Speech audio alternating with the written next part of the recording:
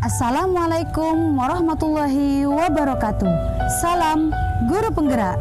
Perkenalkan, nama saya Yulindawati, guru SMP Negeri 1 Kapongan, calon Guru Penggerak Angkatan 5, Kabupaten Situbondo.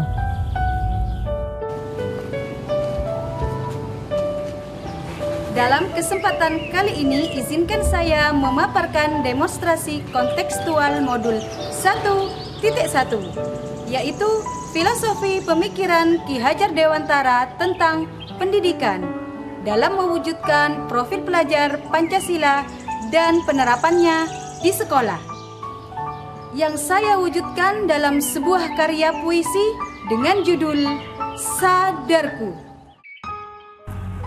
Sadarku, soreku nikmati senja bersama dengan angin.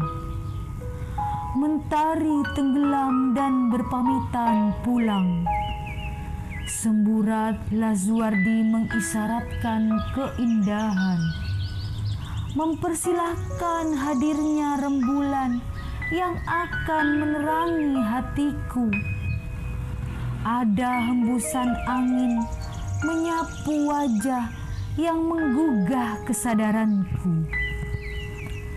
Dari filosofi sang bapak pendidikan Ki Hajar Dewantara, kisah petualangan dalam perjuangan, kalimat yang masih melekat dalam benak. Ing ngarso sung tulodo, ing madya mangun karso, tuturi handayani. Aku pun berpikir, dosalah selama ini, egoislah selama ini, angkuhlah selama ini. Kadang sampai hati ibu memarahimu, kadang lupa diri ibu membentakmu, kadang hilaf ibu menghukummu. Maafkan ibu anakku, maafkan ibu anak-anakku. Dari ketidaksabaran ibu dalam menuntunmu, dari keegoisan ibu dalam mengarahkanmu, dan dari keangkuhan ibu dalam menjadi teladan bagimu. Terima kasih Bapak Pendidikan. Dari kisahmu aku belajar untuk bisa menghamba pada anak didikku, menuntun dalam gelap menjadi terang, mengarahkan dari buntu kemudian terbuka, menjadi teladan sampai meraih masa depan cerah. Bagi mereka, anak didikku. Yulinda, Situbondo, 27 Mei 2022.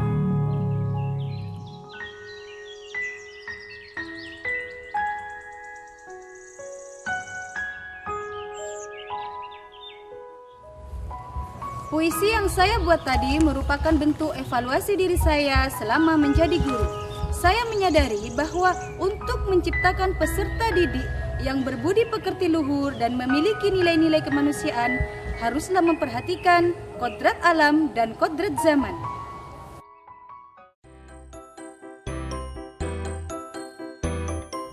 Menurut Ki Hajar Dewantara, semua yang kita lakukan di bidang pendidikan dan para pendidik itu harus berorientasi penuh kepada peserta didik. Bahasa Ki Hajar, salah satu asas dari taman siswa adalah bebas dari segala ikatan, dengan suci hati mendekati anak, tidak untuk meminta suatu hak, namun untuk berhamba pada sang anak.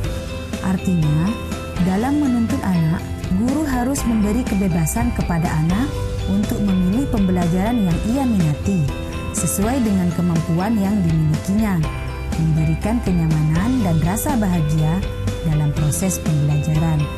Tidak menuntut anak harus sesuai dengan apa yang kita inginkan, tetapi Guru di sini lebih kepada mengarahkan peserta didik agar berkembang sesuai dengan kodratnya.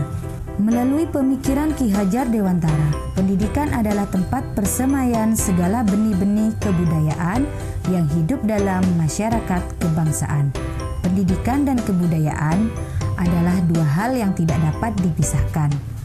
Dan kebudayaan itu sifatnya dinamis, tidak statis, selalu berubah-ubah sesuai dengan perkembangan zaman. Sama halnya dengan pendidikan, juga harus terus-menerus mengalami perubahan agar memenuhi tuntutan zaman.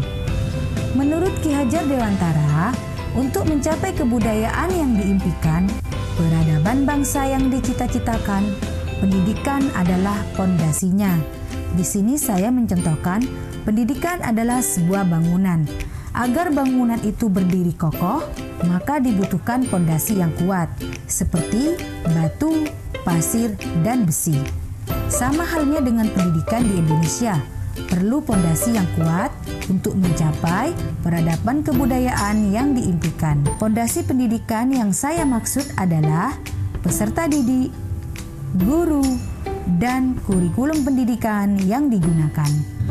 Bentuk batu untuk pondasi bangunan memiliki ukuran yang beragam. Ada yang kecil, sedang, dan besar. Sama dengan peserta didik, memiliki ciri dan karakteristik yang beragam. Mereka mempunyai kecerdasan dan keterampilan yang berbeda antara satu dengan yang lain, sesuai dengan kodrat alam dan kodrat zaman. Kodrat alam adalah lingkungan alam tempat peserta didik berada. Kodrat zaman adalah perubahan yang tidak pernah sama dari waktu ke waktu dan mempunyai tantangan yang berbeda. Itu artinya, guru harus dapat membekali keterampilan pada peserta didik sesuai dengan perubahan zaman. Sedangkan pasir digunakan untuk menyatukan batu dan besi pada pondasi bangunan. Jadi, peran guru bukan sekedar mengajar dan melakukan penilaian terhadap peserta didik, namun juga mampu menjalin komunikasi yang baik terhadap peserta didik sehingga dapat menciptakan kenyamanan dan kebahagiaan pada proses pembelajaran. Sedangkan besi diibaratkan kurikulum. Pemilihan besi yang baik akan memperkokoh bangunan yang akan kita bangun.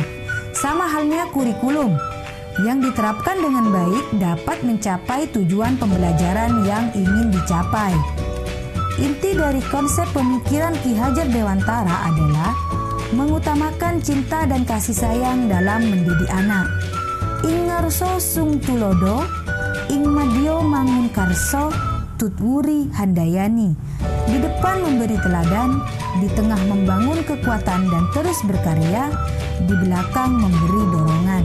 Artinya, guru selain menguasai materi juga harus memiliki pribadi baik yang dapat dicontoh oleh peserta didik.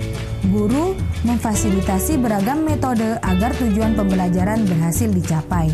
Seorang guru harus berada di belakang peserta didik untuk memberikan dorongan atau arahan dalam mencapai tujuan secara berkelanjutan. Ketiga, konsep Ki Hajar Dewantara ini menginspirasi diri saya untuk tergerak, bergerak, dan menggerakkan baik diri saya sendiri dan rekan-rekan sejawat di sekolah maupun di luar sekolah tempat saya mengajar. Bentuk penerapan kegiatan di sekolah agar konsep pemikiran Ki Hajar Dewantara ini dapat terwujud, yaitu dengan menerapkan yang pertama, pembelajaran yang berpusat pada peserta didik. Guru membekali dirinya dengan berbagai macam kompetensi dan memiliki kreativitas tinggi sehingga dapat menciptakan suasana kelas yang dapat berpusat pada anak. Anak menjadi lebih aktif dan kreatif. Contoh seperti pemberian media pembelajaran yang bervariasi sehingga proses pembelajaran tidak membosankan.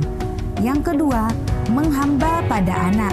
Artinya, guru memberikan pelayanan yang optimal bagi tumbuh kembang anak dengan mempertimbangkan segala hal yang mendukung dalam memfasilitasi serta memotivasi proses anak untuk membangun pengetahuan, keterampilan, dan sikapnya.